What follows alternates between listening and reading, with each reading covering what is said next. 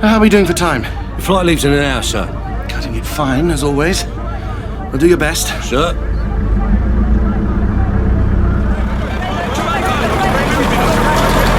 Dr. Philip Raven there, the permanent representative of the United Kingdom to the United Nations. Clearly a very focused and very driven man during this uncertain time. The emergency session of the UN Security Council, due to take place tomorrow in New York, is expected to be a divisive and potentially incendiary meeting.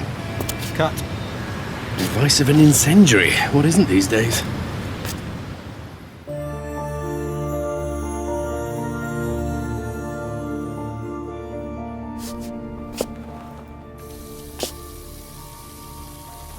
This is the final call for flight number HG1933 to 1635 to John F. Kennedy International Airport. Will all passengers please proceed immediately to gate 49? Right. I'm coming.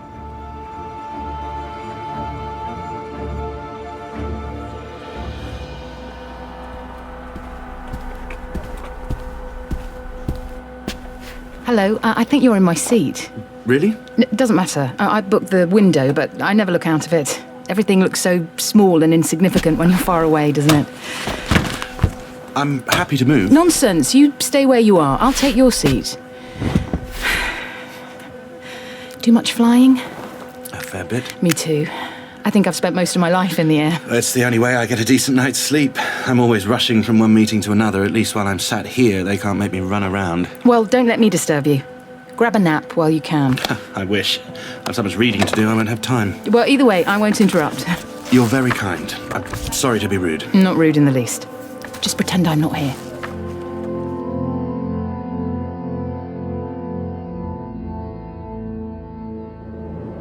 Oh. You fell asleep after all? Yes, I did. You needed it. Maybe. Work's been... Well, it's been a hectic time. I know, Philip. I quite understand. I mean, it's... Did you just call me Philip? It's your name. Well, yes, but I don't remember mentioning it. You didn't. But I came here specifically to meet you, so it's hardly surprising I know it. Meet me? Yes. We have a lot to talk about.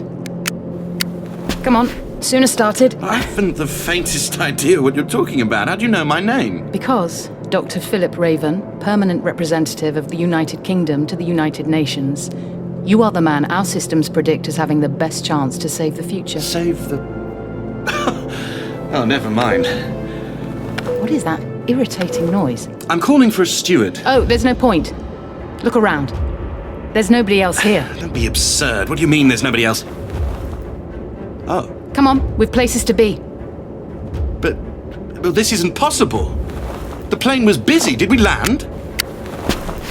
Why didn't you tell me we'd landed? We didn't. Of course we did. They don't just throw passengers out of the windows. We haven't got time for all this. Hello? Anybody? There's nobody here. I told you that. And wait a minute. I can hear the engines. We're still flying. Not as such. No, we are. You can tell we're still in the air. We're wherever I want us to be. What are you doing?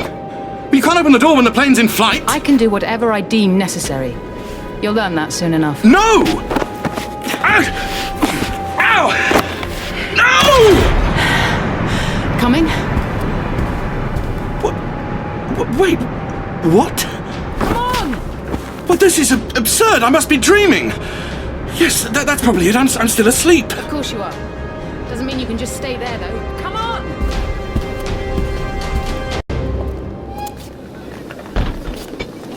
Welcome to Danzig. Danzig? Well, there's no such place. Not anymore. It's called Gdansk. Not at the moment, it's not. This is 1940. 1940? Oh, boy. Well, my subconscious is having a field day. Fine. I get it. I'm dreaming of war. It's hardly surprising, I suppose. My nerves are showing. When I said you were dreaming, I was being reductive. It's more complicated than that. Well, I just walked from my plane into 1940, so I'm fairly confident this isn't real. It's real enough. What time is it? We need to move. We've 4 minutes to get to the other platform. And for a city in the throes of war, I don't think I'm getting this right. It all seems a bit normal. I mean, there's a few soldiers here and there. The uniforms are wrong, though. You're not doing anything. Of course I am. It's my dream. Not even remotely. Now, stand there. The train's coming. It's Nazi insignias now I look at them. But the design of the uniform's a bit off. Don't draw their attention. It's a dream. What could happen? They could kill you. In a dream. You're obsessing on the dream part of this. It's going to make life very difficult. We're travelling via psychic projection, which is considerably more proactive than just dreaming. Just shut up for a minute and watch what I'm trying to show you. Why am I dreaming a really pushy woman? I must have issues. Shut up. Look, the window of that carriage. What on earth is he doing? He's trying to fix his dental plate. It's come unstuck. Oh, it looked like he was pulling a funny face. Look at that Polish pig. You're not the only one to think so. He should be taught some respect. Yeah, come on. They're speaking English, Do you speak German? but very little. I'm trying to learn. Then that's why. Your subconscious is translating. We need you to understand this. Come on. What are you doing? Let go, that hurts. Why does that hurt if I'm only dreaming? Come on!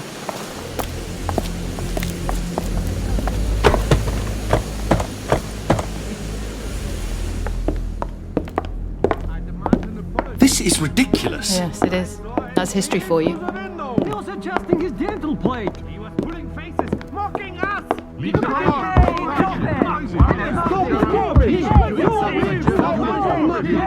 Move back a little. Why? And stay out! How dare they? Come on, let's just go. They learn. One day soon, they will learn. What are you looking at? Nothing. Nice. They're just raw, young, insecure, and covering it up with patriotism. Look into the carriage, but do it quickly. Well, they're all calming down. That poor man still can't sort his dental plate out, though. No. Take 3 steps to your right. Now! Why? What's happened? Oh my God, no! He's been shot! I don't believe it! Was it the soldier on the platform? Our Polish friend will no longer be troubled by his dental plate. In fact, he'll no longer be troubled by anything. Get down on the floor. Does everyone have a gun, for goodness sake? They have become somewhat ubiquitous.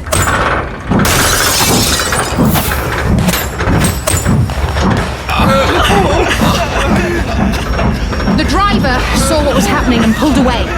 The fighting on the platform will continue for a little while, escalating as fights usually do. But this is stupid.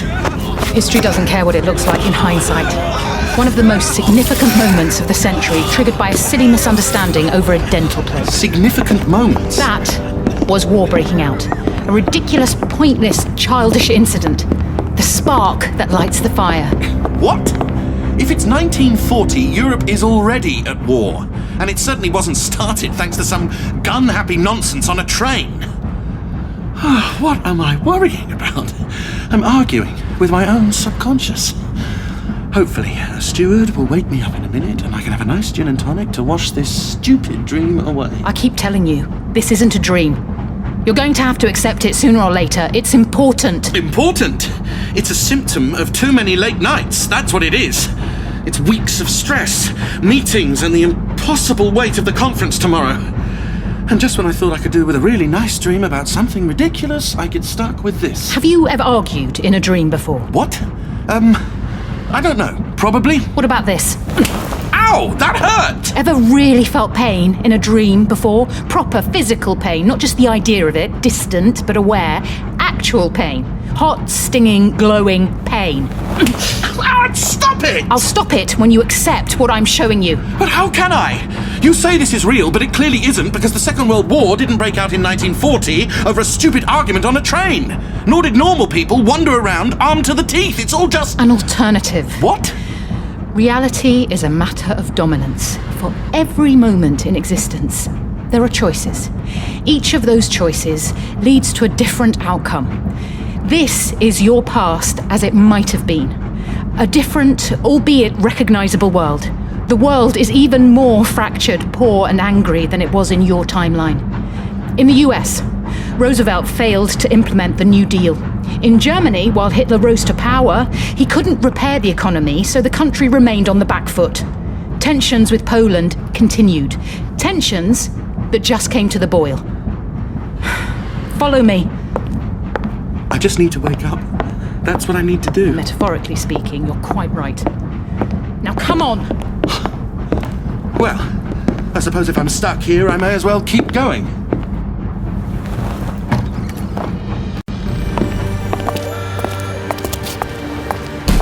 Where are we now? Berlin. Here, put this on. A gas mask? Where did you conjure that up from? My head. An advantage of psychic projection. Look! Now put it on. But if this For is... once, don't argue. Quickly! Stand here. Close to me. Why? Because then the bombs and debris won't hit you. Bombs?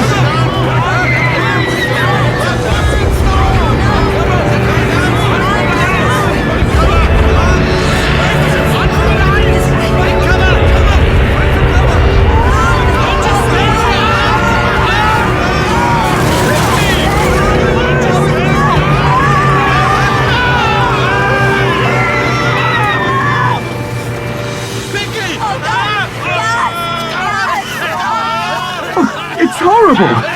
Just horrible! It's war. In the conflict in your timeline, gas was never used. Stockpiled, yes, but never implemented. Here it's the main weapon. Gallon after gallon of it, dropped all over Europe.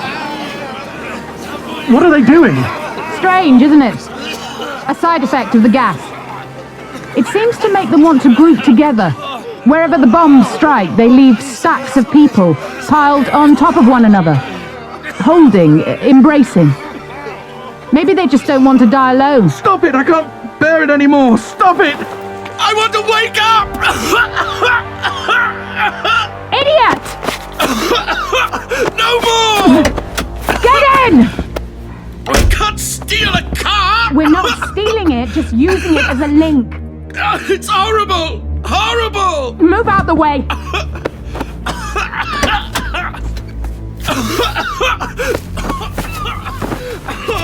I don't want to see anymore. How many times? It isn't a dream. You could have died. I don't understand any of this. None of it makes sense. Just go with it. Learn, observe. The city vanishes. We climb through a car into an open field, and she says just go with it. The doors are a link. A psychological trick, a threshold to cross to help the brain switch from one location to another. Going mad? Is that it? Hallucinating? Listen, you're not a stupid man. You can't wake up. You can't leave. So why not simply accept what you see for now? It's not as if you can do anything else, is it? True.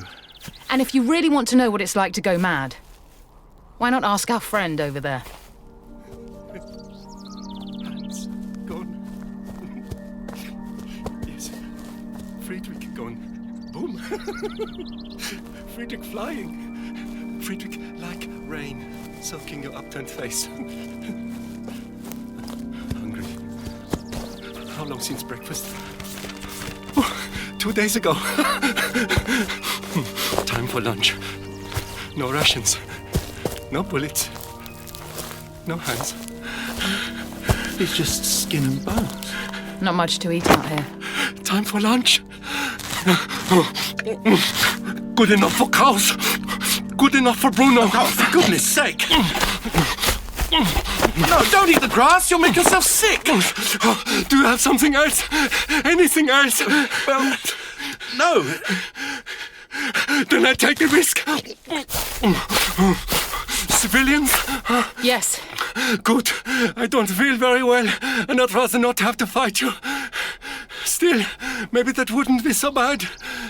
Then you'd kill me, and at least I could have a nice lie down.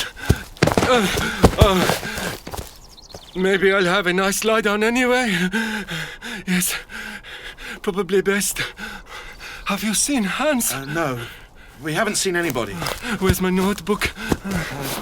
Here. Yes, I remember.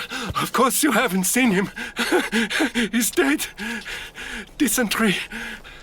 What are your names? Jane. Philip. No good. I think I've lost my pencil. I'll just pretend to write them down. I don't suppose you know if the war is over, do you? No, not yet. It's a shame. Yes, a great shame. I'm very tired, you see, and I'd like to go home. I think my wife is probably missing me. I'm sure she is. Yes. Back to Berlin. Back to Ebba. I do hope she's not dead. That would make me very sad. Yes. Very sad. Come on. I didn't mean to come here. I was just getting you away from the gas. We can't just leave him here. He can't follow where we're going. Well, does he die? He's already dead from my perspective. That's how history works. It's full of corpses. I mean, does he die now? Who knows? I can't keep track of everyone. I'm glad you're starting to take this seriously, though. Well, it's like you said. I may as well go along with it, hadn't I? Yes, you might as well. So this version of the war, who wins? Wins? In war? Nobody. Not really. It limps on for nearly 10 years. Germany and Poland clashing together with their allies joining the fray. Outside Europe, America takes on Japan, neither side achieving much but death after death after death. The UK remains ostensibly neutral, but the war cripples it anyway. Its economy, already weak, becomes untenable during the years of conflict. Foreign debts remain unpaid. Imports and exports peter out to nothing. The cuts bleed her dry. A conference is held in London. Talks to try and bring the war to an end. They drag on for the best part of a year, and then fighting resumes. Finally, Beneš, the president of Czechoslovakia, manages to stop the fighting. How? He invents a phrase. Suspension of hostilities. Nobody would agree a treaty, so a simple principle came into play. Everyone downs weapons, keeps the land they've gained thus far, and waits for a conference to be set up so that things can be ratified legally. So they did talk it through in the end? The conference never happens. After the war comes something far, far more destructive. I'll show you. Walk through that door. What door? We're in the middle of the countryside. Unless you're able to make one appear out of thin air, there's no... Oh, fine. You are able to make doors appear out of thin air. Of course you are. It was that or walk for miles. In you go.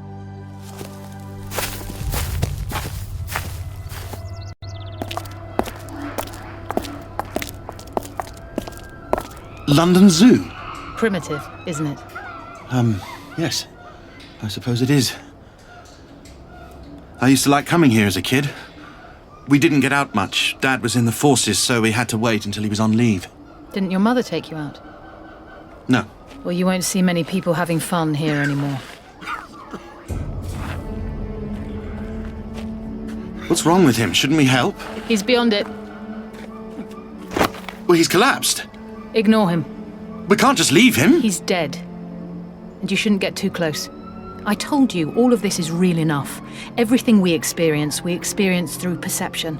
So if you're hurt here, your brain will accept that and you'll feel the effect of it. If I imagine I'm choking on gas, I'll choke for real. In the simplest terms, yes. This is what comes after the fighting. This is the real war. One that humanity just can't win. The raid of the germs. Great chunks of the world's population are weakened. Poverty has brought public services low. Sanitation is a joke. The germs find a world ripe for them to flourish.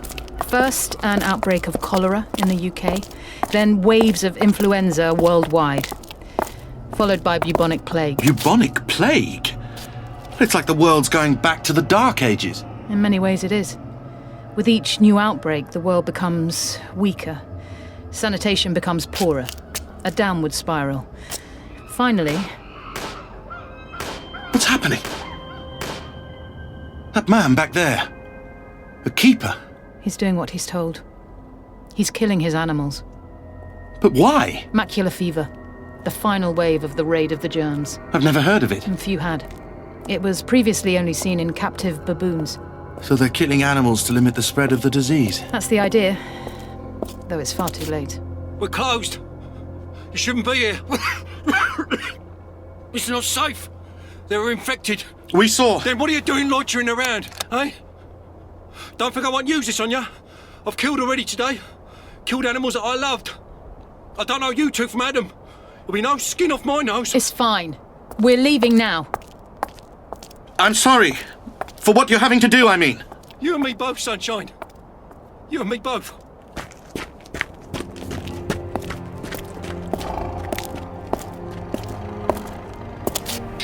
I'm sorry, old love. I really am. It's so beautiful.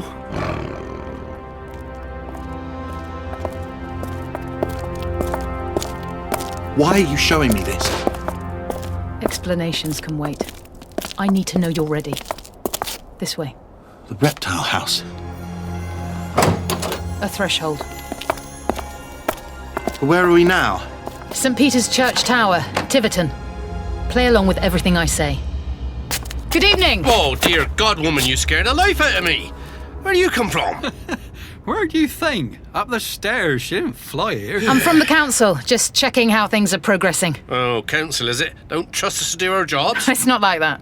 You know how it is. Everybody's panicking, so we get sent over to waste your time and ours. It's not personal. Don't worry about it. We understand. Hey, you speak for yourself. Oh, stop picking fights and keep an eye on the north. I know what I'm...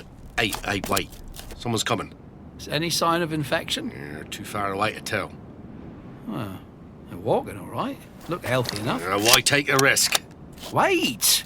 Give them a chance. If they were clean, they wouldn't be wandering around out there, would they? What are they doing? Guarding the town from the infected. Shh. Here, give me them binoculars.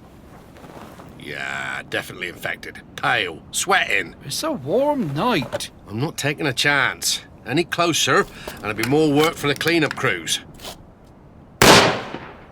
I only winged him. Hang on. This is murder. This is kindness, pal. You've seen what it's like to die of a fever? There we go, job done. Tell the council we're on top of it. I will. So, anyway, you were telling me about Doris, go on. Oh, yeah, right. Well, you know she's still angry at me, isn't she? Because I went round to Maureen's house. Yeah, he's sly bugger. Come on, let's get out of here. Fine. Hey, it wasn't like that, right? I was just fixing locks on her front door. Well, you know how nervous she is, isn't he? Hey, she got it right to be nervous with boys like you around, eh? Well,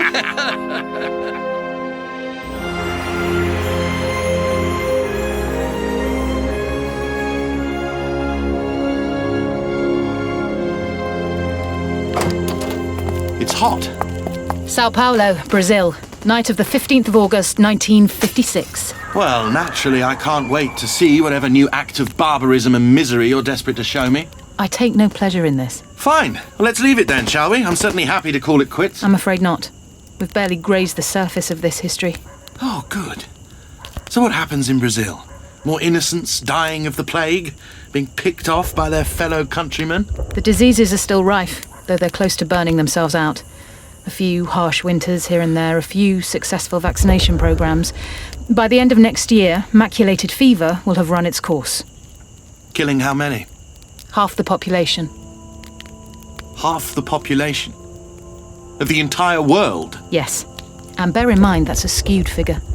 Some more isolated cultures, distant tribes, northern territories, they weather it better than the rest. The death toll in the so-called developed world is much higher than 50%. And it's not just the diseases. There's the rioting, natural disasters, industrial accidents, what little industry there is left. Society is crumbling into barbarism. New complications and dangers rising every day. And of course, mankind is not the only resident on this planet. Stay absolutely still. They're only pigs by the sound of it. It's hard to see in this light. Don't they have street lights in Brazil? Yes, but not the power to operate them. Not right now. And they're not pigs. They're wild boar. Oh. They're quite dangerous, aren't they? If their habitat is threatened, or if it's the rutting season, or they're starving, they can smell us. We need to move. Can't we just leave? We could, but not yet. Run!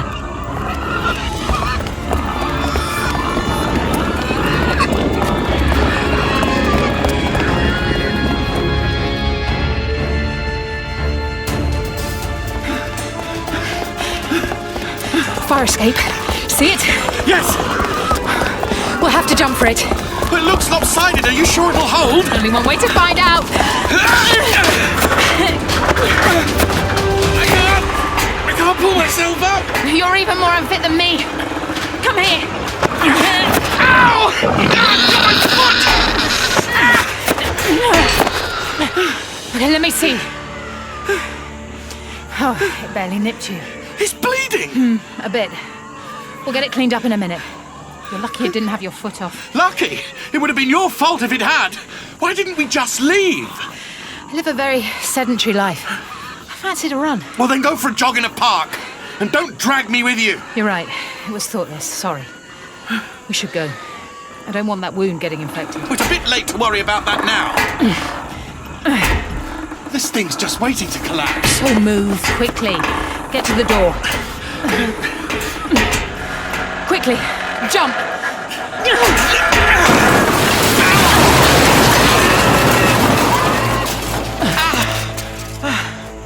Lean on me.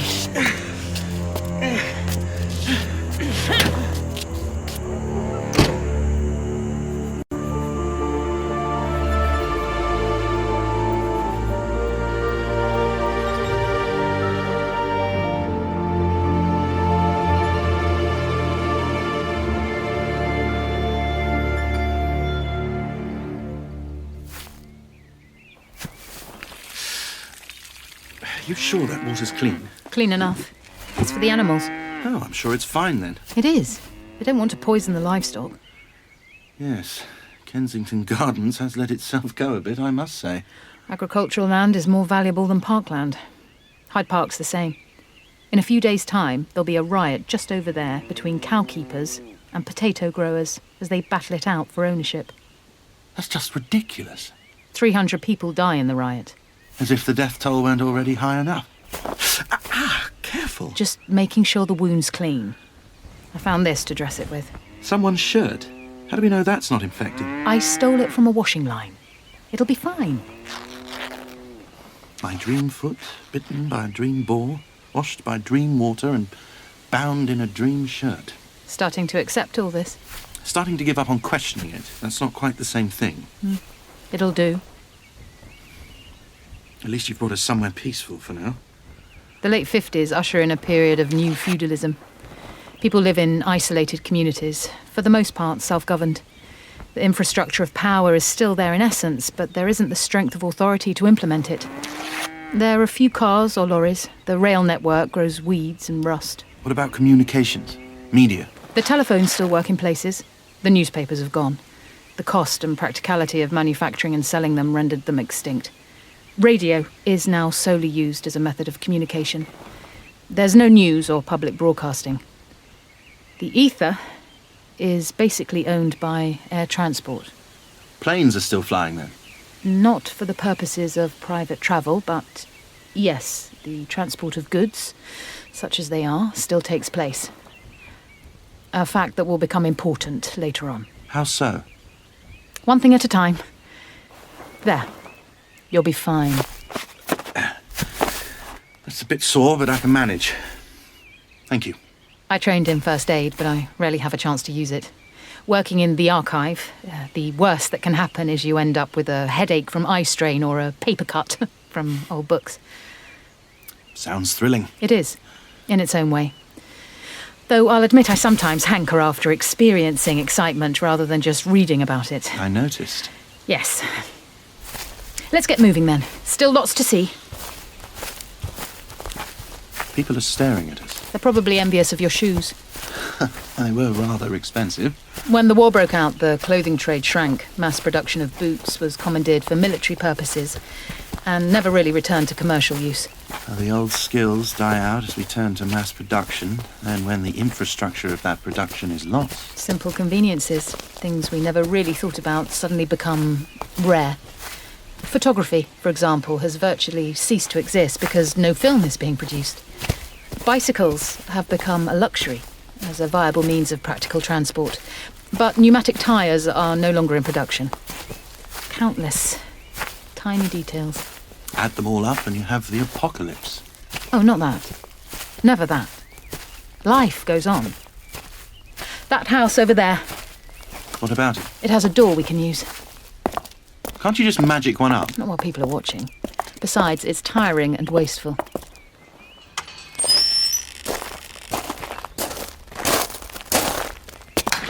Oh! You startled me then. I'm not expecting visitors. Can I help you? We've had a report of a fire in your backyard. Rubbish. I don't even have one. A yard, that is. I knew it would be a false alarm. Didn't I tell you it would be a false alarm? I seem to remember you mentioning it, yes. Sorry to be a pain, but could we check anyway? You know what it's like. We'll be for it unless we tell them we took a proper look. Of course, come through.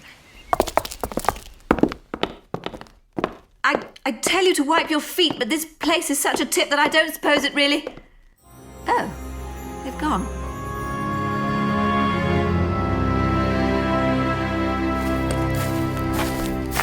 The White House, Yes. where the President of the US lives. Yes, you must know him, surely. I know the current incumbent in my time, yes. Though I've never strolled across his front lawn. Where's all the security? This is 1958. We're still in the time of new feudalism. Besides, President Caruso is a lot more laid back than his predecessors. Caruso? Benito Caruso. There he is. Oh, hey there. The man chopping firewood. That's him. Can I help you folks? Mr. President, this is Philip Raven of the British Embassy. Oh, good to meet you. Good to meet you too, sir. Oh, hell, let's not bother with the sir stuff. Makes my teeth itch. What do you say I just call you Phil and you call me Benny? That would be fine. Good. I mean, let's be brutal here. I'm president by default, so there's no real reason to get hung up on the honorifics. By default. To be honest with you, I'm not sure I'm even president at all. My term's expired, after all, and if Wilkins had taken over, that would be that, and I'd be in Florida getting a little sun. But then the damn fool ran away, so, well, here we all are. Say, you two mind stepping inside for a drink? I've been swinging this axe all morning, and right now, all I really want is a glass of Mora's lemonade. That would be lovely. Oh, it would. Yeah, walk this way, folks.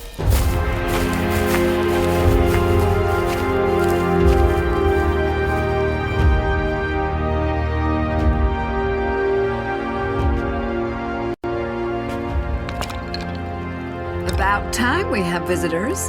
If nothing else, it gets him in from the animals. The animals. I've taken to rearing a few pigs, cows, and chickens. We have all this land, it seems a pity to let it go to waste. Benny can't bear kicking his heels around the house. It's not as if there's much to do. Things are getting back on track. All I do is grease the wheels from time to time. You think America is finding its feet? Oh, steamboat traffic's moving on the Mississippi again. We're finally getting the cotton out of the South, despite all the unrest. Our exports are up, too. We shipped 140 automobiles to South America this year. Double the totals for last year. Of course, it would help if we could get all the states to Congress. We're only seeing a third of the country represented in the Assembly. We'll get there. Some of the states can't afford to send anyone. And some just don't care. Some people take a little time to realize what's best for them. The country took a pounding. There's no shame in admitting as much. Just look at Mackenzie and Gregson fighting over the governorship of New York State while New York City itself lies empty, falling to pieces. Sensible people fight over the important things, getting this country and her people back on their feet. Idiots like them fight over power, as if that means anything anymore. And meanwhile, you collect eggs from the henhouse. And damn fine eggs they are, too. I'm afraid Benny and I don't always quite see eye to eye on these things. You love those eggs as much as I do. You know what I mean, Benito Caruso. You're not quite as positive about the future as your husband. I'd like to be. I really would. But I look around and I wonder, It seems to me that we may be in the unenviable position of having seen the rise, the triumph, and then the collapse of the greatest civilization the world has ever seen. That's a lot for one lifetime. You think America has collapsed? Oh, I wasn't just talking about our country. I mean the whole history of mechanical mass production. Whereas I believe it's still hardly begun. We had our setbacks, sure, but just you watch. We'll soon be back on our feet. Stop by whenever you're next in town. Will do! Philip Raven of the British Embassy. Got you a drink with the president, didn't I? I could hardly say you were from the United Nations. As you may have noticed, the nations in this timeline are anything but united. I thought you carried it off rather well. I talked absolute nonsense. A load of non-committal guff about building bridges across the ocean and forging long-lasting friendships between our two nations. Precisely. Just the sort of non-committal guff an ambassador would say, in other words. True. Did you like him? I did, rather. Better than the president you're used to? No comment. See? The perfect ambassador.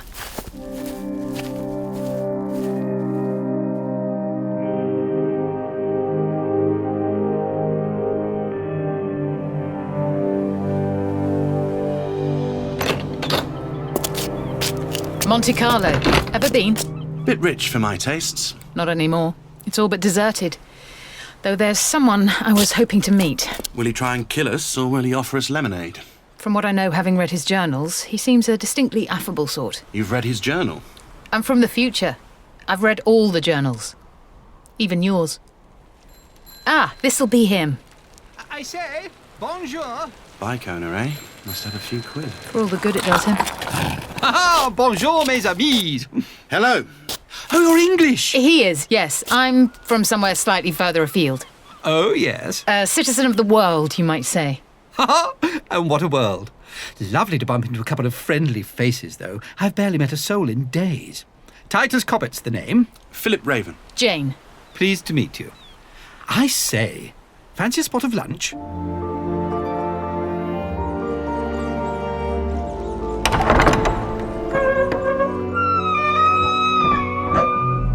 Come through. The place has seen better days, but the kitchen's still viable, and I've stocked up on a few provisions.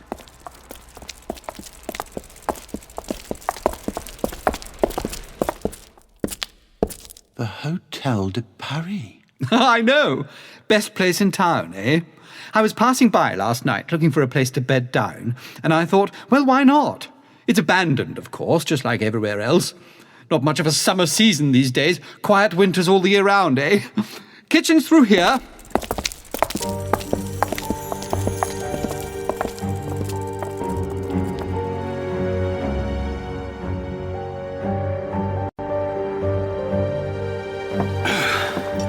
I hadn't realised I was so hungry. Travel sharpens the appetite. It would have been so much better if there was still a chef in residence, but at least there's still gas left for the range, eh? I got used to cold rations on the road. Where are you heading? No one in particular. I'm just travelling. I used to know this stretch of the coast really well, did a lot of business here. I was an antiques dealer back when such things had value. When people still had money to burn. Well, quite. These days, burning's about all it's good for. It's breathtaking, seeing how quickly everything's gone to rack and ruin. I've been all along the coast, all the old chateaux, all locked up and abandoned, places looted, beautiful gardens turned into a wild tangle of roses and oleander. It's sad. Is it? I don't know. I suppose it is in a way, but it's progress. Nature doesn't care. Civilizations rise and fall. Who's to say what will come after we've gone, eh? Who indeed? I was in the casino this morning. The ceiling of the American bar's fallen in, but you could still get to the garden.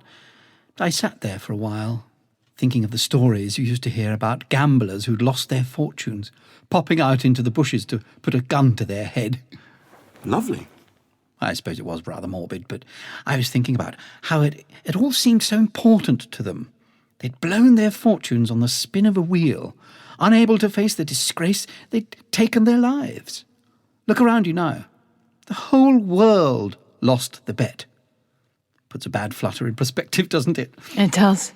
And we must be thankful that the world hasn't had the same lack of backbone as those disgraced gamblers long gone. No bullet to the head here, no.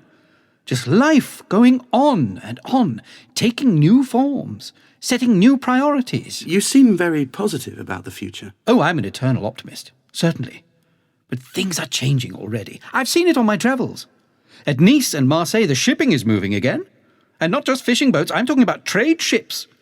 I saw them building what could easily have been a 3,000-tonner. Oh, that's one hell of a ship. It was.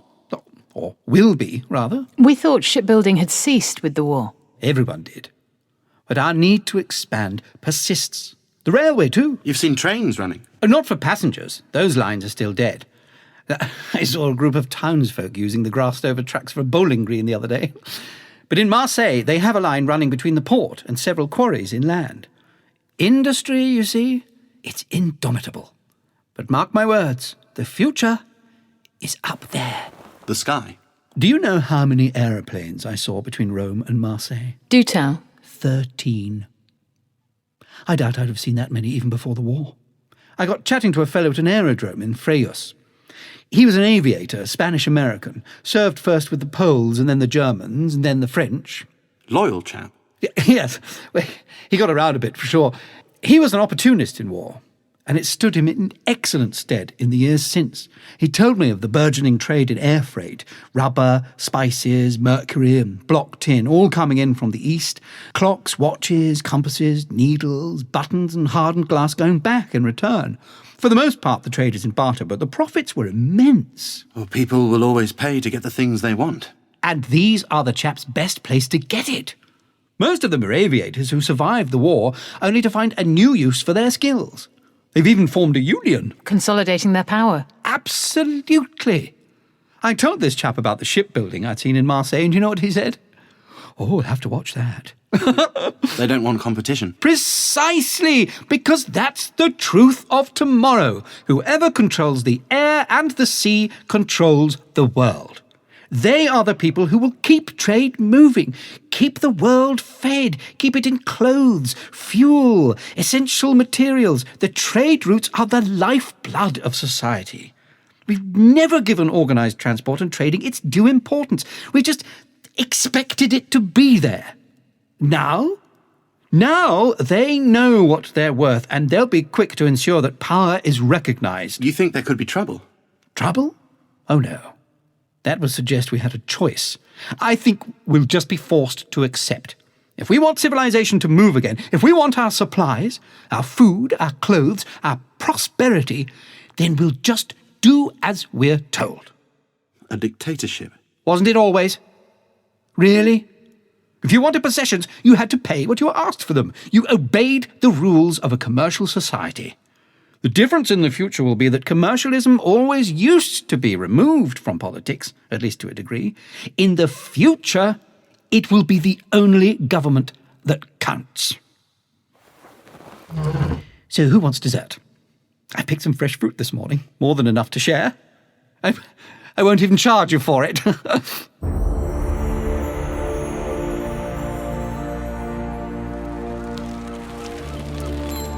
Lovely to meet you. Best of luck, and watch the skies. Nice man. A perspicacious one. He's right then, in his predictions of the future. Yes. Seems positive about it.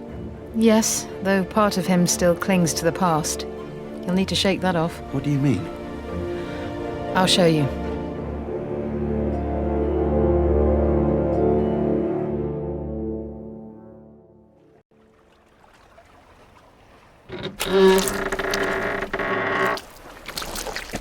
Yeah, what are you doing in my shed? Sorry, we thought it was a bathing hut. Bathing hut? Are you having a laugh? Nobody swims in the Thames for fun, unless they enjoy drowning. Now, come on, clear off out of it. Go on. We're going. Sorry. You know these much envied shoes of mine? I think they may be ruined. You can clean them up when we get to dry land. What's that man doing down here? He's a mudlark, sifting through the banks of the river for anything valuable. He won't find much. So, this is what London looks like now. I don't think much of it. You're about to meet a familiar face who'll agree with you. Hello. I recognise you two. Titus? Still me. Excuse the beard. Lost my razor somewhere over the channel. You two haven't changed a bit. We keep a firm grip on our razors. I asked for that. So what brings you to London? Philip wanted to see how it had changed. Great minds think alike. I grew up here, and wherever I wander, it's always home. What do you make of it? I think it's awful. I travelled in through Kent, and the outer suburbs are still little more than decay and rubble. Huge swathes of land just ignored. Have you seen Hyde Park? The last I heard, they were grazing cattle on it. Oh, not anymore. They kicked the cultivators off and have built an aerodrome. The power in the skies again. Absolutely. But city planning's not consistent. On the one hand, they're building facilities for air traffic. On the other, defences against them. Just look at those lamentable concrete carapaces. Like giant mushrooms. Exactly. Giant, dull mushrooms. London used to be beautiful. Not anymore. No sense of the aesthetic, and even less sense of planning. I get the impression the city simply has no idea what it's doing. Subsidence cracks have already developed in most of the new structures. The North Bank along the Thames is so ill-drained, the subsoil so soft, it can't bear the weight. They should have planned for that. Yes, they should. Oh, Lord! Get back! We're quite safe on this side! What you said? It's the North Bank just giving way! Strand, Fleet Street, Cornhill, and everything in front of it.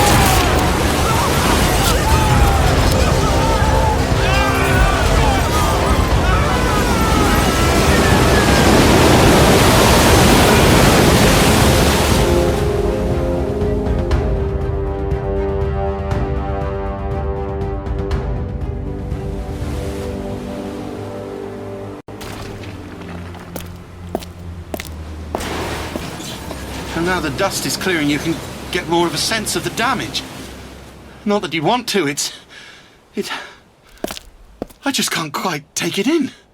More of the past falling away, that's all.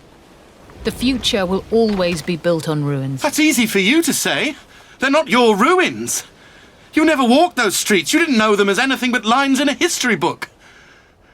Right across from us now is a pile of rubble that used to be a restaurant. I went on a first date there with a girl who would end up being my wife. I didn't know you were married. I'm not. Not anymore. We ordered lobster because I was trying to impress. The table looked like a battlefield by the time we'd finished. There weren't enough napkins to clean up the mess we'd made together. Something of an omen now, I've come to think of it. Then there's that pile of old grey stone just over from what remains of St. Paul's. I see it. A council building of some sort? It's St. Bartholomew's Hospital, where my dad spent the last few weeks of his life. Oh. Riddled with cancer, delusional from the drugs. Do you know the last thing he said to me before he died? No. Are you sure we can afford this, son? Over to the left, maybe still standing, hard to tell from here, is whatever remains of the Nightingale Hospital. He went there too? Oh, it's a psychiatric hospital. My mother spent a lot of time there, railing at the staff, hurling racist abuse at the nurses, kissing goodbye to the last fragile pieces of her sanity. I'm sorry. Are you? Because we're all just statistics, really, aren't we? Footnotes in history, ink on a page. You can seem that way sometimes, yes. Where's Titus? He went to see if he could help. Oh, good for him. Oh, what now? Westminster Bridge just fell. I don't think I can take much more of this. The world is ruined, I get it. But why show me? I can't change it. I can't stop it from happening. Of course not. As you say, the dominant timeline, your timeline, has already diverged. None of this happens now. So why show it to me? Because we've calculated the best possible chance you have of getting your timeline back on track. Back on track? You mean like this? Precisely. We don't want you to avoid this timeline, Philip. Quite the opposite. We need you to make it happen.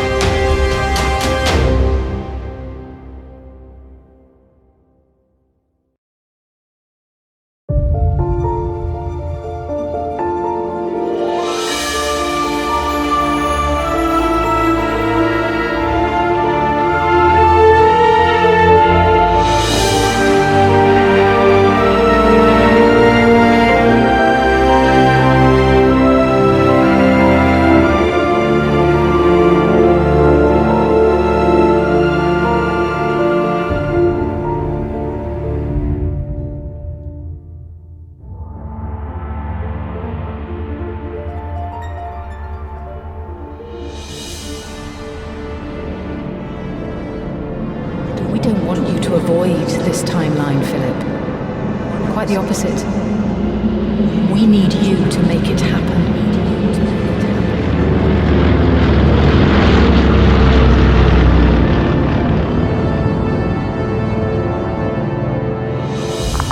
Flight 21966, you're cleared for landing. Copy that, Control.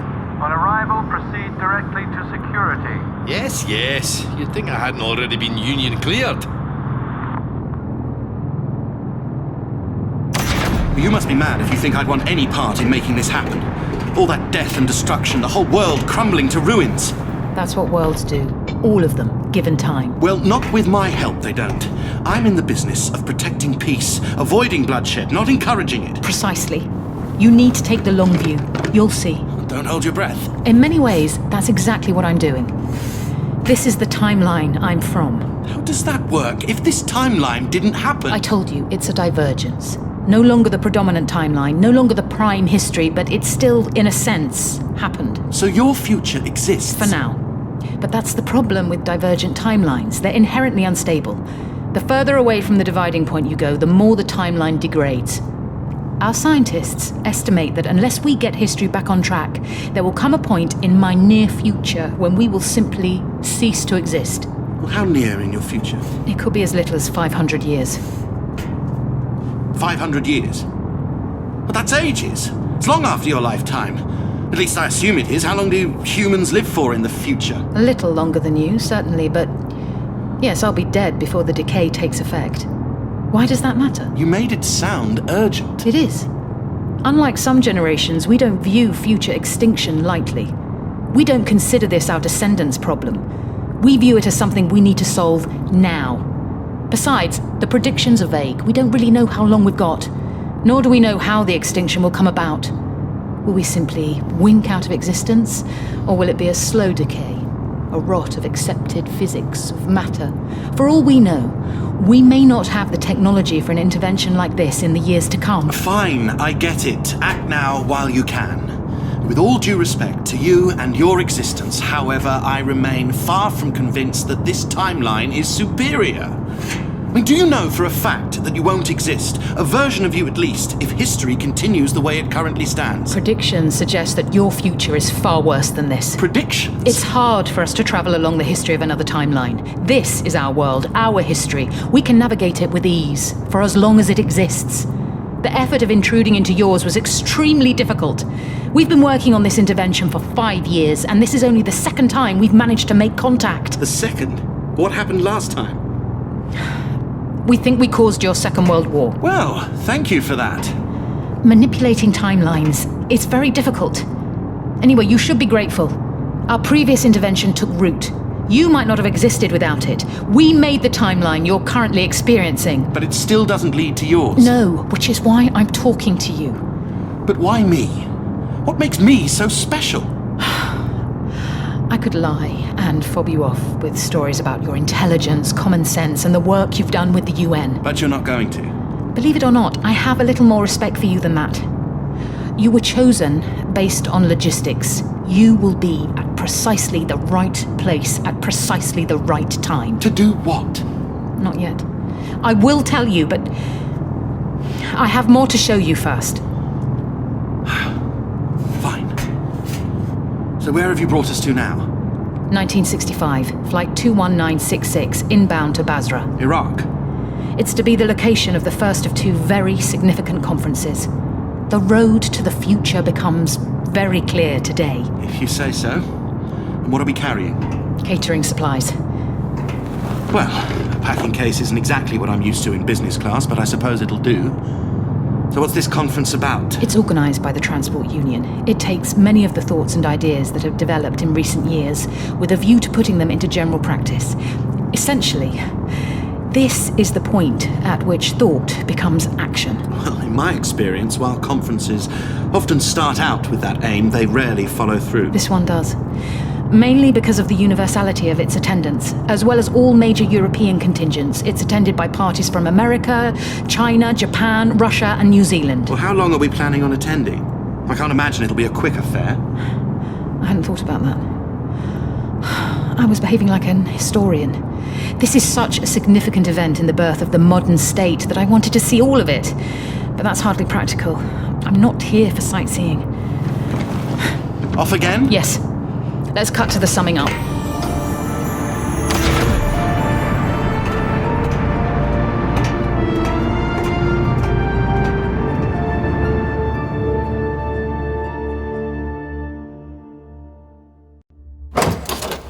Security is unusually strict here, so we'll need to be careful.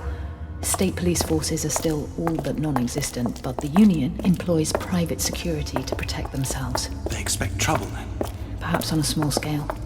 Odd insurgent or business rival. In the grand scheme of things, they're unashamedly confident. Through here.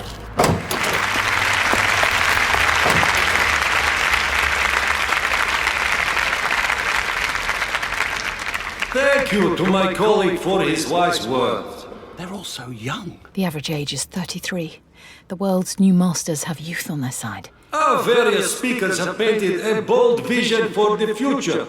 20 years ago, indeed, perhaps as little as 10, our proposals would have seemed impossible. Yet I trust we all agree that nothing proposed is currently beyond our capability. Indeed, it is important that we strike now in order to set the foundation of all that is to come. All existing aerodromes, ports, lights, and lighting fields must now be considered the property of the Union. There is to be no question of purchase. The infrastructure of transport is ours, and we will exercise the right to that ownership. Every aeroplane in the world must be registered immediately and allocated a regulatory number. Our tariff of charges will be imposed worldwide. Any airship or plane that refuses to pay will be treated as a pirate vehicle and refuse the use of aerodromes and filling stations. Indeed, they will be driven out of the air by the force of our air police. Any aerodrome, any administrative region or government, in fact, found to harbor such recalcitrants will be boycotted. Let us see how long anyone wishes to harbor pirates once they find they are no longer able to receive or ship imported goods. He's got the world powers over a barrel, just as Titus predicted. I'm aware that there are some amongst us who have expressed concerns about the legality of this. The question we have heard a number of times is, what will the government say to this? And the answer is simple.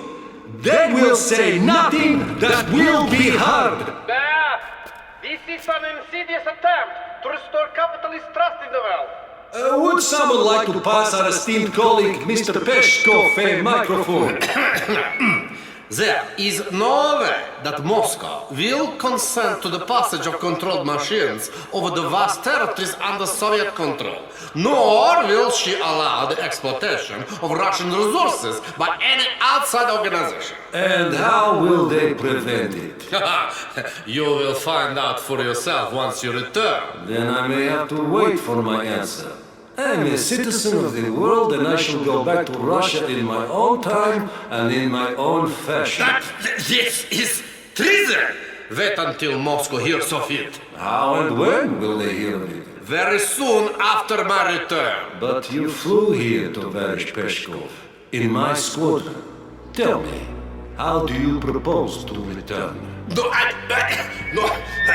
That phantom proletariat of yours fades with all the other empires and kingdoms. We are only giving shape to a new world order that is already born. Wonderful. To see it actually happen. But we should go before we're spotted.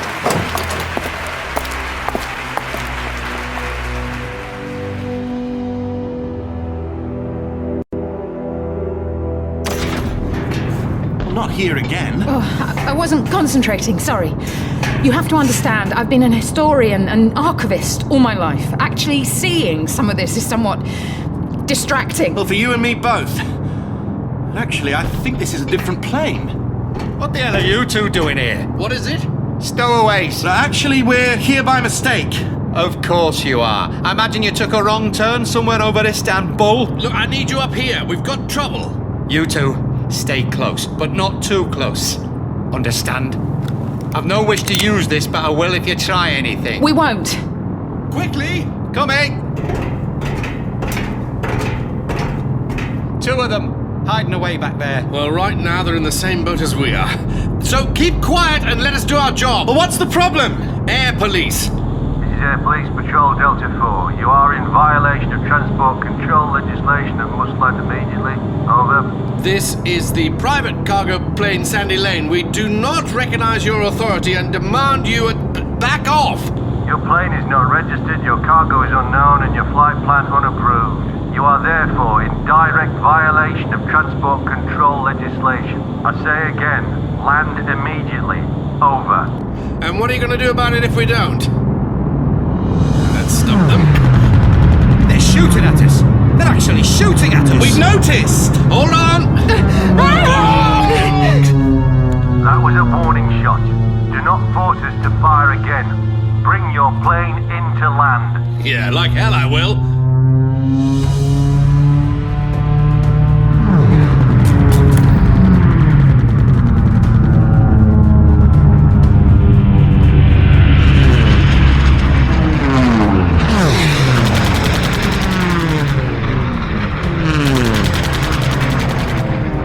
Do as they say. We can't. Have you any idea the financial penalty for piracy? It's only money! Surely your life is worth more! It's money we don't have. They'll take everything. The plane, our livelihoods, everything. There's got to be a way of losing them. They've got the starboard engine. It's gone. It's nothing but smoke and shrapnel. I can't hold her. We're going down. Philip, quickly! If we could just level off. It's no good. She's not responding. Oh, we're dropping like a stone. But what about them? It's too late! They can't go where we can! Get through the door! But they'll die! And so will we unless you move now! Go! Go!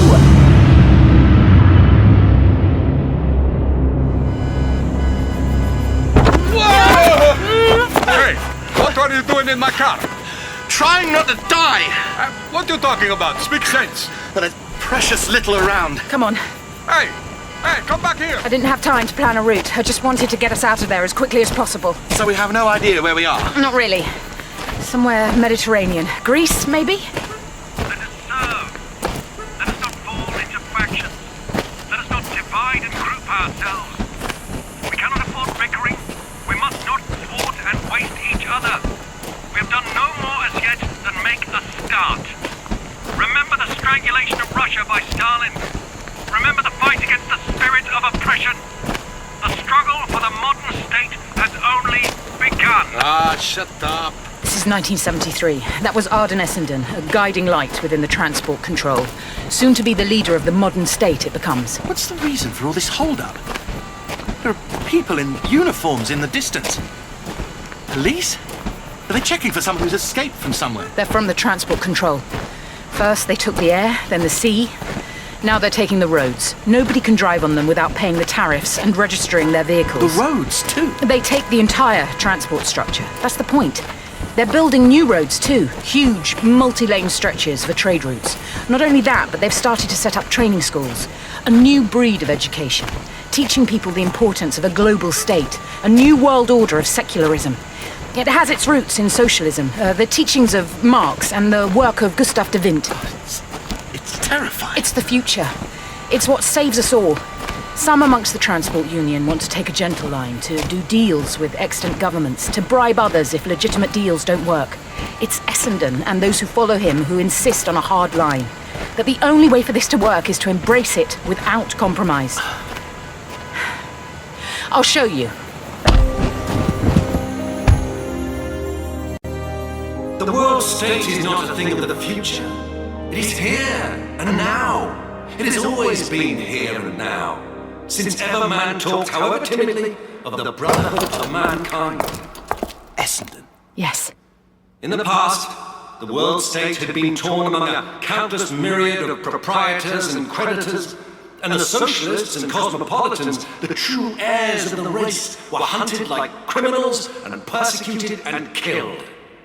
Now, through the utter failure of those robbers to maintain social order, the world has fallen into our hands. Power has deserted them, and we here have power. If we do not use it, if we do not use it to the fullest, we are traitors in our turn. Are we to tolerate even a temporary revival of the old system? In the name of reason, why? If their brains have got into the wrong grooves, well, we can make fresh brains.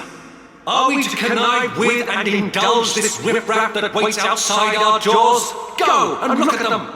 Look at their insincere faces, look at their furtive hands. Weigh what they say, weigh the offers they make you.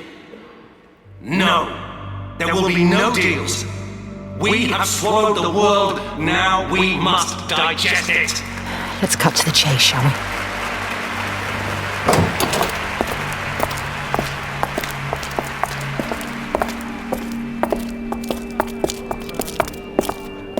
Quite a gathering. Essendon is about to draw a line in the sand. His announcement of total control. The Council of World Affairs declares that between 1950 and 1965, this planet became derelict through the incapacity of its ostensible rulers to keep the peace. Chaos ensued, and it became urgently necessary to build up a new world administration amidst the ruins. This, the Air and Sea Control did. This administration has now been organized through a Central Council for World Affairs. It is the only sovereignty on this planet. All other sovereignty and all property rights ceased to exist during the period of disorder. They cannot and will not be revived. Throughout the world, the Council has its air, sea, and land routes. Its airports, dockyards, factories, mines, plantations, laboratories, colleges, and schools. These are administered by its officials and protected by its police, and the latter are instructed to defend these organizations whenever and wherever it may be necessary. In every center of population, there are now modern state offices conducting the educational work of the Council. The time has come for all quasi-independent organs of business and administration to place themselves under the direct control of the new government of the whole world. Without delay, with a due regard for your comfort, your welfare, and your wishes, the Bureau will set itself to bring your life into sound and permanent correlation with the one human common weal.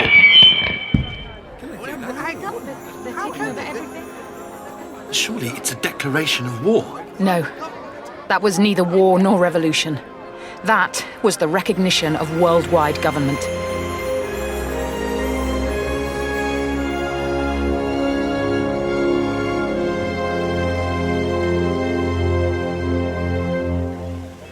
It's a clear sign how broken the world was. Essendon makes his announcement, and to begin with, people just accept it. There's no immediate armed insurrection, no fighting. All of the tools of nationalism, the newspapers, the diplomats, the foreign offices, they're all gone. Who's to organise an armed response?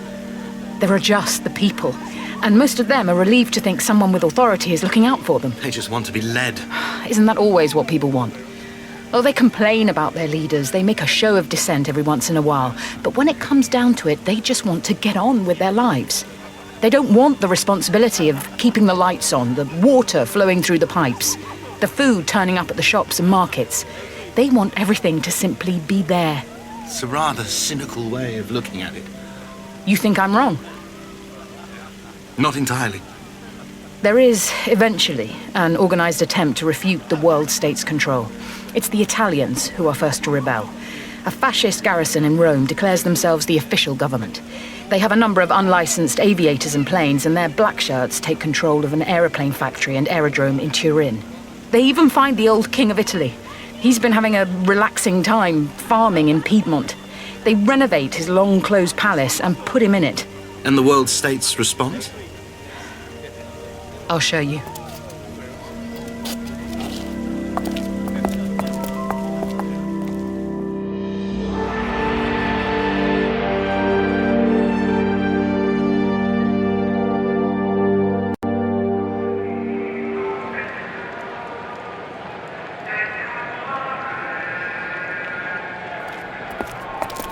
Aren't we a bit conspicuous?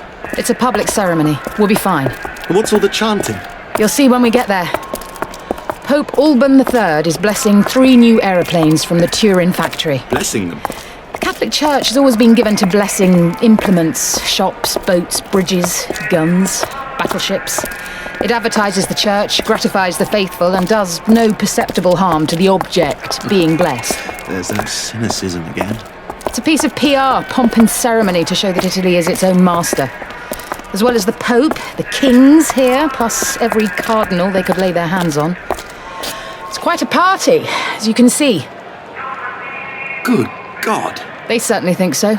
That's the Pope on the throne, with a couple of thousand black shirts to back him up, in case his deity isn't up to the task. You're not a fan of religion, are you? It's anathema to me. The world state thinks so too, as you'll soon see.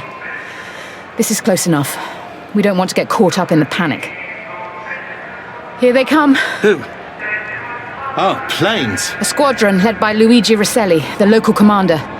The leader of the black shirts over there is actually his half-brother. What are they going to do? They're loaded with a new gas. They're going to gas the Pope? Pacifycin. It renders the victim insensible for about 36 hours with no long-lasting detrimental effect. Time for the gas mask again. Keep yours on this time. This is unbelievable. It's another famous moment in our history, thanks in part to the fact that we have full documentation from the following inquiry, including a recorded statement from one of the pilots. Well, I suppose the gas is harmless, at least. Yes, there is that.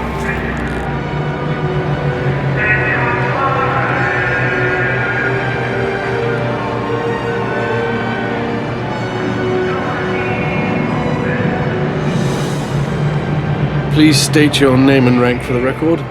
Mark Rogers, Lieutenant on secondment to the Turin A Squadron. Please tell me what happened once you arrived at the aerodrome. Commander Rosselli gave the order to drop the gas canisters. Just for a moment, the chanting rose louder. They showed pluck, those priests. Hardly one of them broke ranks.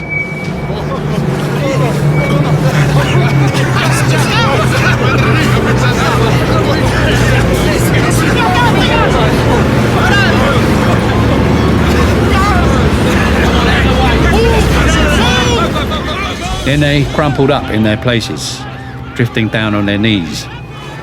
It was queer the way you saw the gas spreading among them like a bed of flowers dying, the death spreading out from all of these different centres. The old boy on the throne didn't turn a hair. He had his hands together and his head bowed. You couldn't tell when it took him. The fascist guards and the King's party weren't anything like so dignified. They gesticulated, they yelled. Some ran about a bit before the stuff got them. Of course, you must understand, the whole lot thought they were being killed. None of them could have known anything about this new stuff. We didn't know until a fortnight ago.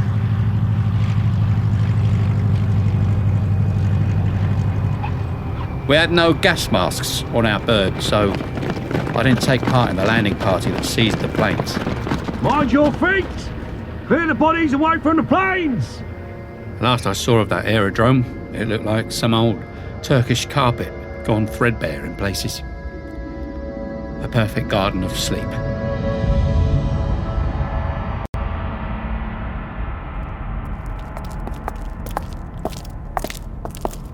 It'll be safe now. Awful. Not the modern state's finest hour, perhaps. But the casualties were minimal. The only fatality from a crowd of thousands was Odette Buonarroti, a young priest who had the misfortune of having one of the gas canisters hit him on the head. He died instantly. Oh, lucky him. I suspect he would have been pleased had he known how the church responded. He was canonized, the last saint and martyr to be inscribed in the Latin hagiography. Oh, yes, well, that would have made it quite all right, I'm sure. To be a saint? If he'd known that was in the offing, he'd probably have prayed for it. What is your problem with religion? It's archaic and unhelpful. Not to those with faith, it's not.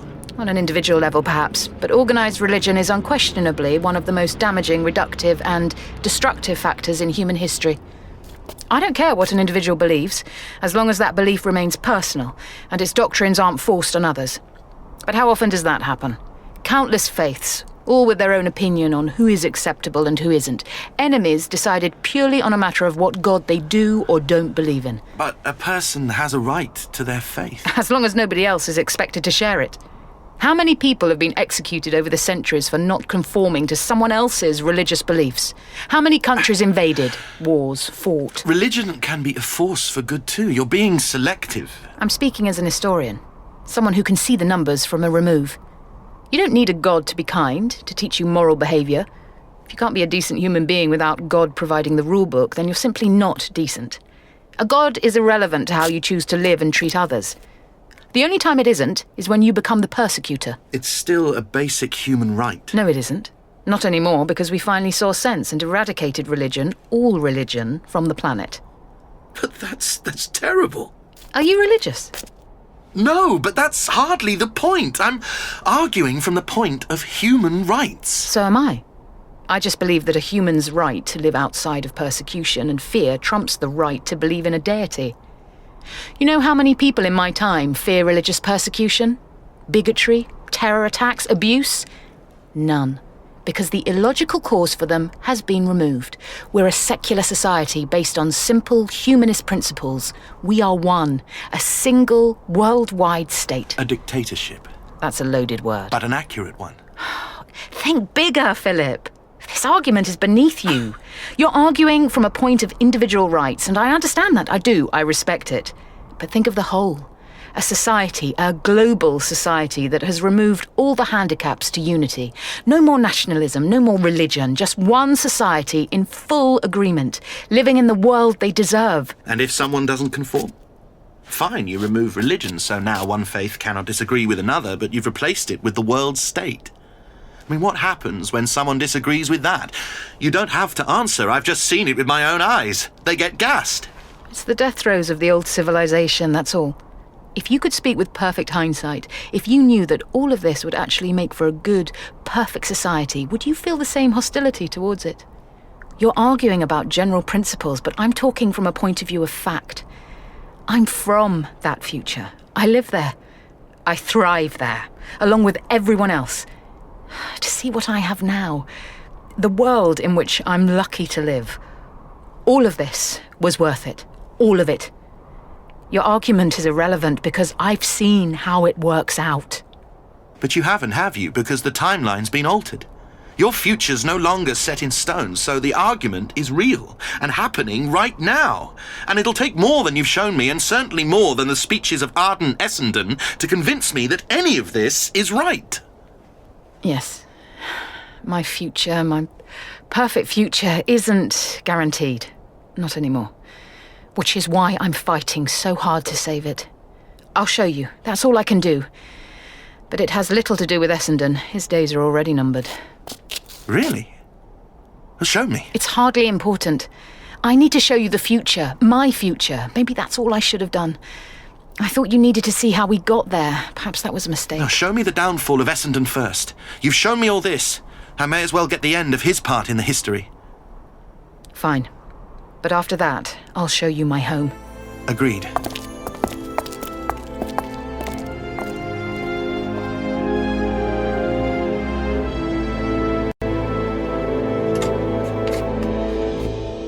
Really? You're making me travel into cupboards now? Shh. We need somewhere we can be unobserved. Besides, it's not a cupboard. It's a very nice cabinet with decorative panelling we can see through. Huh. And what are we going to see? We've moved ahead to the year 2006. Essendon, through no real drive of his own, has become the public face of control. It's early days still for a marked change in the public consciousness. The modern state isn't about the individual. All of its pronouncements, all of its declarations come unsigned by any single individual. It is simply the word of control, and yet... It's become all about Essendon. Precisely. The public like him. They consider every statement control makes to be his word and his alone. And this has made him enemies? Not really. There's little doubting that his magnetism and popularity played a great part in the success of establishing the world state. Still, peaceful control is still fragile. There are factions that have built their strength over time and are ready to strike. This is a precarious moment. One false slip, and it could all come crashing down. So what's happened? Essendon became involved with a woman. An aviator by the name of Elizabeth Hawthey. An adventuress by all accounts. I like her already. History is not known for dwelling on matters of the heart, but by all the accounts I've read, including letters sent between them, there can be little doubt they loved each other greatly. So what was the problem? His wife didn't approve. Oh. In a fit of jealousy, she accused her husband of being a traitor. It was undoubtedly a false accusation, but it was leapt on by one of Essendon's few enemies on the council, Hooper Hamilton. Talking of which...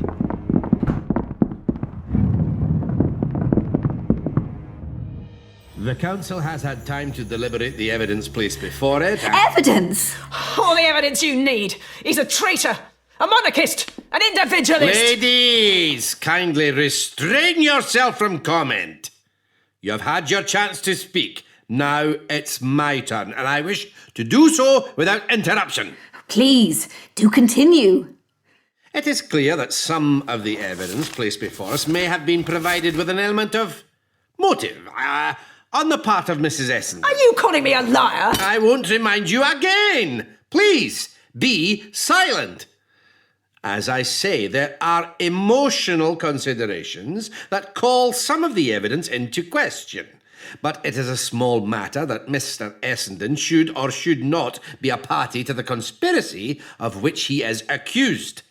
His real offence is that he should have allowed this situation to develop, that he should have permitted his attention to wander from the services of the Republic to personal gratifications. At the very least, he has been guilty of egotism. He has sacrificed himself and the world that has wrapped about him to a very personal drama. The question of his specific guilt is an altogether minor matter. The question before us is not what has Essendon done, but rather, what are we going to do about Essendon? There is a need for repression coming. Civil war and bloodshed may well be upon us. This is no time for a saga of lovers. Essendon cannot lead us. But how can we do without him? You see the problem. It was never my intention to become a figurehead for the modern state. Nor ours to allow it to happen, but happen it has. You represent the movement. Your actions here today now threaten it. Yes, I see that I am in the way. If I might make a suggestion? Please do. If I might be granted access to a dose of Corda 36. Anthony, no. I will then retire to the garden, sit in the spring sunshine and remove myself as the inconvenience I've so clearly become. Retire? Alone? I don't believe it. You want to be with her, don't you? Even now, you would spend your last few moments with that... Mrs. Essendon, please! No, Jean. There is no need for you to be hurt anymore. It's all over. I'll go now. I never meant to hurt Arden in this way. You couldn't help yourself, Jean. But I never meant to hurt you. Or him. I couldn't help myself. Me? Who do you think you are? Please remove Mrs. Essendon from the room. Oh, get off me! How dare you! He's a traitor! Look at him! Traitor!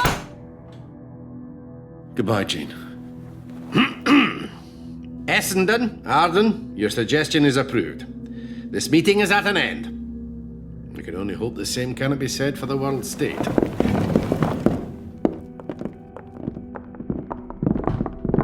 The drug they're giving him? A suicide pill. Quite painless. Just because of an affair? Of course not. He's removing himself from the council, from everything, so he can't be used as a weapon against the world state. It's appalling. Yes. Yes, it is. You'll think I'm stupid, I'm sure, but Essendon, he's a hero to me. All my life I've read about him, the work he did, the effort, and now his fall. I didn't want to come here. To see your idol with his feet of clay. But now we're here. I have to see it all. I'm sorry, but I have to. It's beautiful. Do you think there's such a thing as a good place to die? What do you mean? Something people say, isn't it? This was a good place to die. People say that? Well, probably not in real life, no. But they do in movies. It always made me think, though. Would it really matter? Does geography make the remotest difference? I mean, obviously I wouldn't want to die in the middle of a war zone or a burning building, but assuming the location itself isn't the thing that's killing you, would it matter? Essendon clearly thinks so. Does he? He wants to be surrounded by beauty. He wants the last things he sees to be pleasing. I could stare at a rose for hours, but I don't think it would take my mind off dying. The greatest sunset in the world wouldn't distract me from the final slow beating of my heart. Personally, I think he just wanted to be alone. And yet, here you are. Oh, I'm sorry. I didn't mean for you to, I didn't know you were... Doesn't matter. Come over. Sit down. I'll shuffle up. It's wrong of us to intrude. As you are clearly aware, I haven't got time for polite refusal. Sit down. You clearly know me, but I don't know you.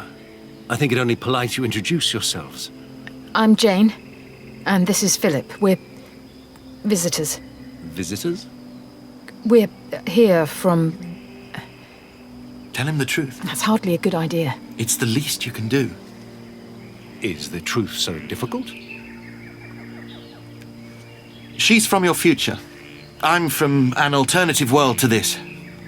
She's showing me her history. Well, the truth is difficult. It's true. It doesn't matter why, but it's true. All right, then. I'll believe you. Really? I haven't got time for skepticism. If nothing else, this should be an interesting final conversation. So, what does the future care about the death of a stupid man in a garden? As tourism goes, it seems somewhat morbid. You're not a stupid man. My wife wouldn't altogether agree with you there, nor the rest of the council, for that matter. It's inconsequential. My death? Their opinion. It works. Philip.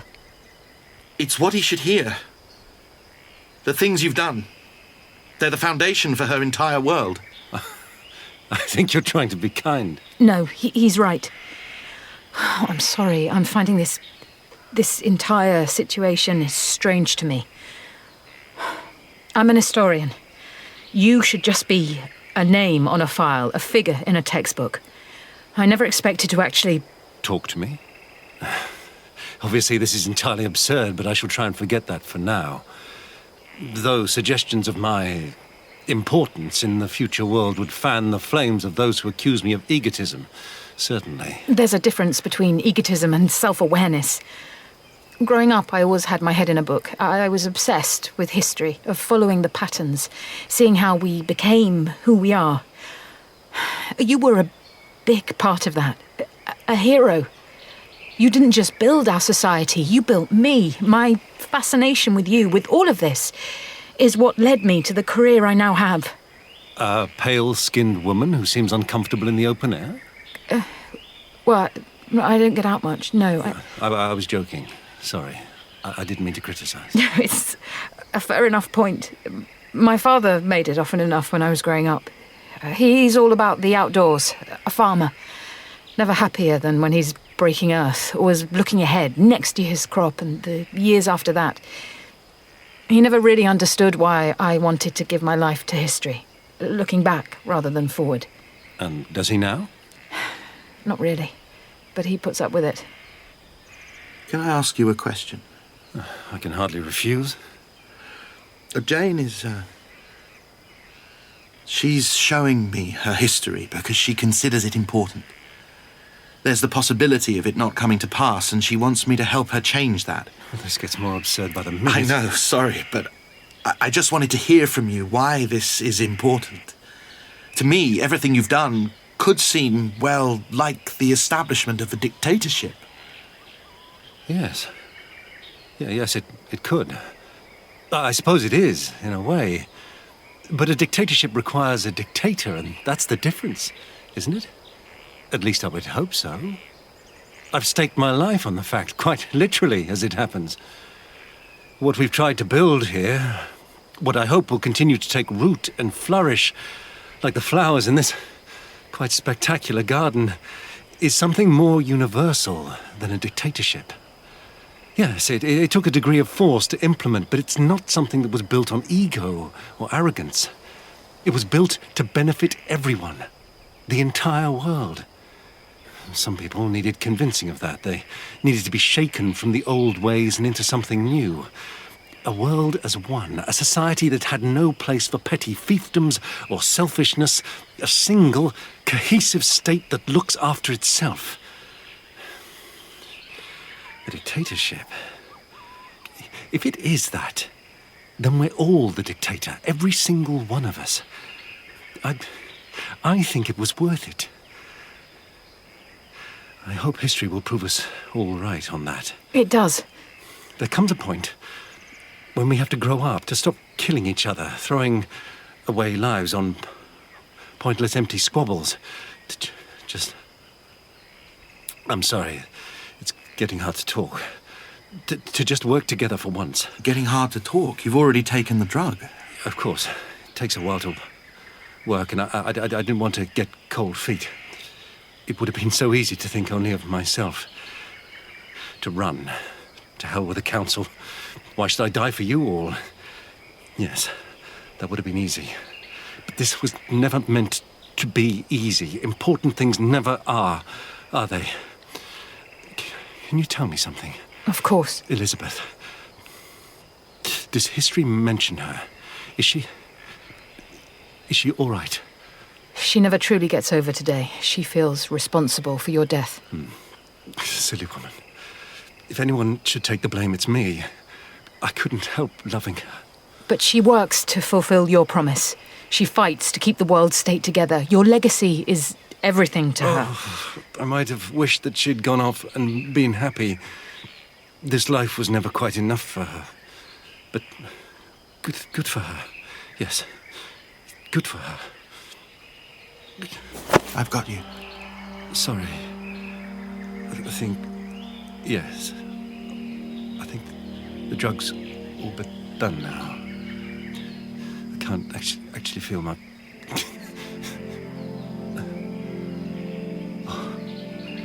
This really is the most beautiful garden, isn't it? I bet your father would approve. He would. He does. We visited when I was a child. It's a monument now.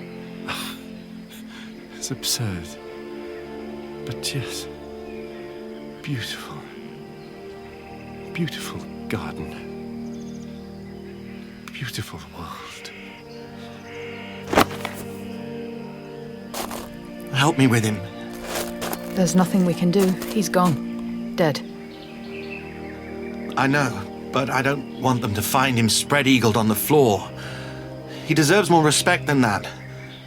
Let's lay him out on the bench.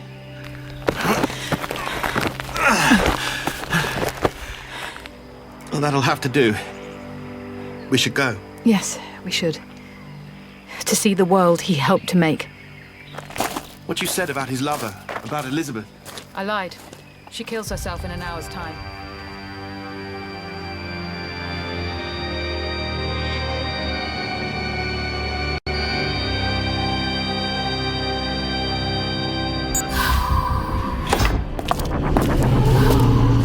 It's, rather plain.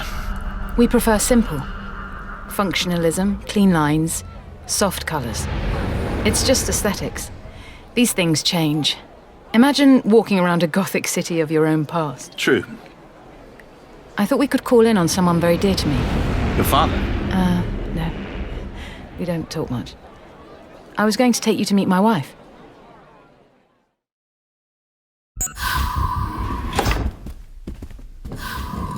Jane! And you've brought our guest, I see. Hello. This is Anna. She's head of the Historical Archive. Buried in the past, the most old-fashioned citizen in the world. Well, until you turned up, I suppose. Come through to the terrace. It's far too nice to stay indoors. As if you ever mind being cooped up inside.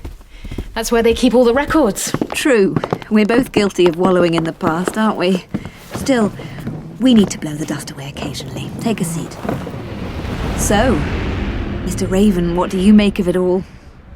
It's impressive, certainly. A lot to take in. Philip remains unconvinced of the virtues of the modern state. I should hope so. Skepticism is healthy. None of this would have been possible if we hadn't questioned what we saw around us. Questions bring change. Change leads to improvement. What can I tell you about our brave new world? I don't know, really. How does it work? What's your lifestyle? It's all based on common sense, really. A society that listens to and makes the most of its members is a happy and successful one. Our education system is quick to recognise the skills and interests of our pupils, and their education and eventual career is tailored to that. If you have an aptitude for engineering, you're guided towards becoming an engineer. If you love history, you end up here at the archive. A lot of historical unrest and unhappiness came from resentment. People looked at their life and decided it wasn't the one they wanted. They hated their jobs, they didn't have enough food, they didn't enjoy the places they lived. When you address those issues on a global scale, they're easily removed. There's more than enough of everything to go round, after all. Poverty is only a symptom of a destabilised, imbalanced economy. Even in your time, the notion of famine, for example, is frankly absurd.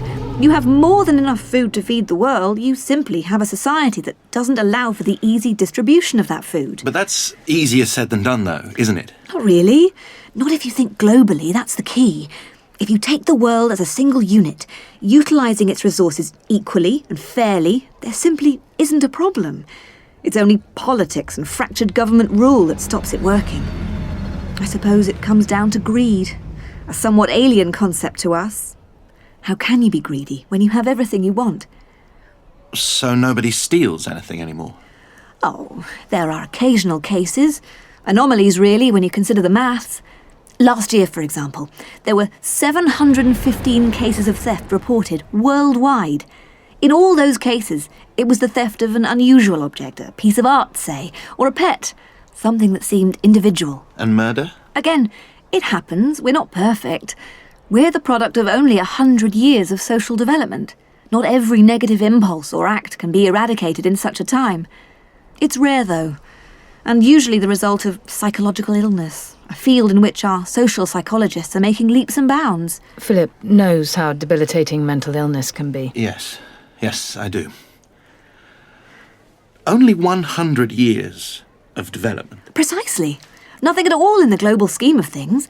Imagine what we might achieve in twice that, 5 times that. It's an amazing thought. It's a future mankind deserves. Thousands of years of conflict and inequality, then 100 years fix it all. It seems impossible. And yet here we are. There's one obvious question you haven't asked. What's that? Perhaps it says something about your culture that it didn't occur to you. Or perhaps it just says something about you. You haven't asked whether we're happy. And are you? I suggest you go out there and ask. It's really the only thing that will convince you. Take as much time as you possibly can. Days, weeks even, however long we can keep you fixed here. That's the advantage of time travel. We can always get you to your meeting on time. But the situation is urgent. Oh, Jane, nothing's ever that urgent. You're mistaking your natural determination to have this intervention be a success with a ticking clock. We can make it work. We have to. Philip must be convinced. That's all that really matters. If it takes a few hours or a few weeks, the time is irrelevant. I suppose so. See, Philip? I told you the future wasn't perfect. Some of us still haven't learned how to relax. Now, get out there and explore. Talk to people. Understand them. Understand us. Thank you. I think I'll do just that.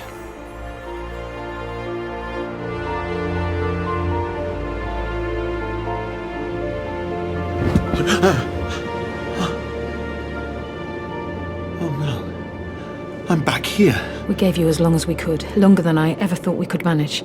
I didn't want to leave. You understand then? Finally. I do, yes. Of course I do. It was everything you said it was. I'm sorry I doubted you. And do you think it was worth the price we paid for it? Right now I do. Right now I think it would be worth almost any price. Think like a historian. I know it's difficult because this is your world, these are your people, but remember the future. Remember what you could achieve for the entire human race. Weighed against that, whatever you do now is worth it. isn't it? Yes. Yes, it is.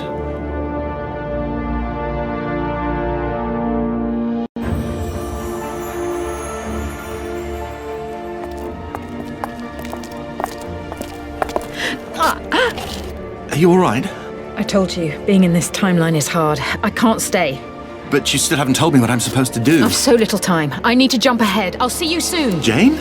Soon. Sir? Sir? Mr. Raven? Yes? I'm your driver, sir. Sorry if you've been waiting. Traffic's even worse than Oh, don't worry, I just came through. If I could take your bag? It's fine. I can manage. Lead the way.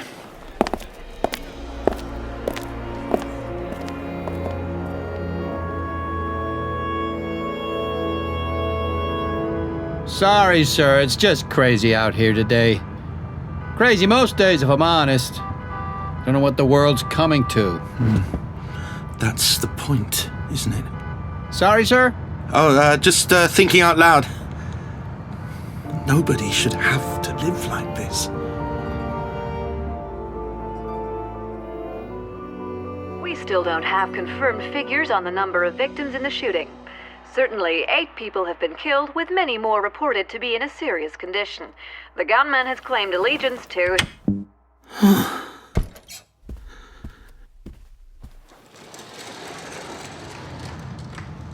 It can't go on. They were right. It just can't.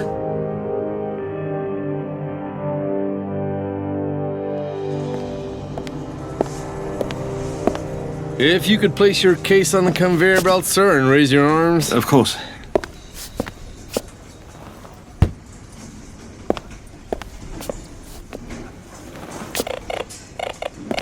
That's great, sir. Thank you. Have a nice day. I begin to wonder if that's even possible anymore.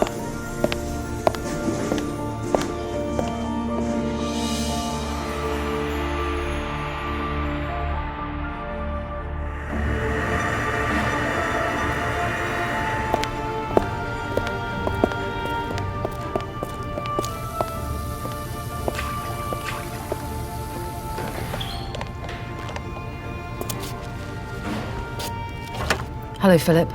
Jane, I was starting to think you wouldn't make it back. You and me both. I have a matter of seconds.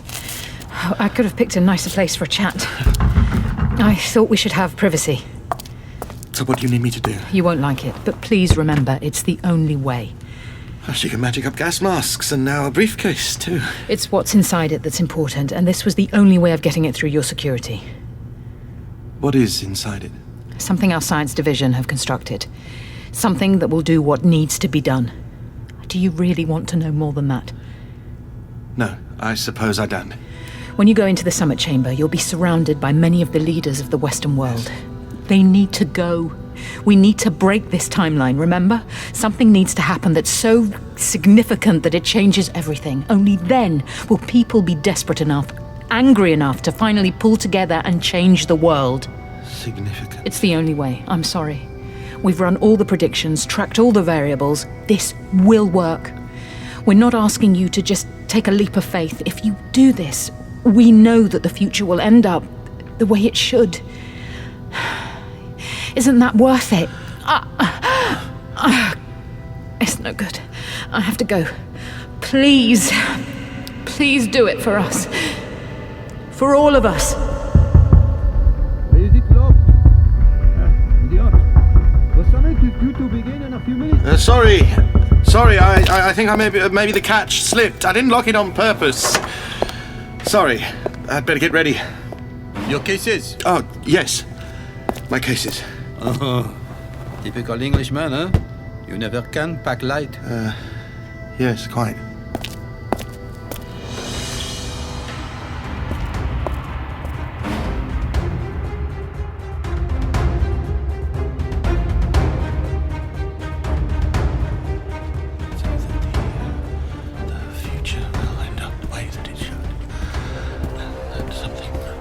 Must happen that's so significant that it changes everything.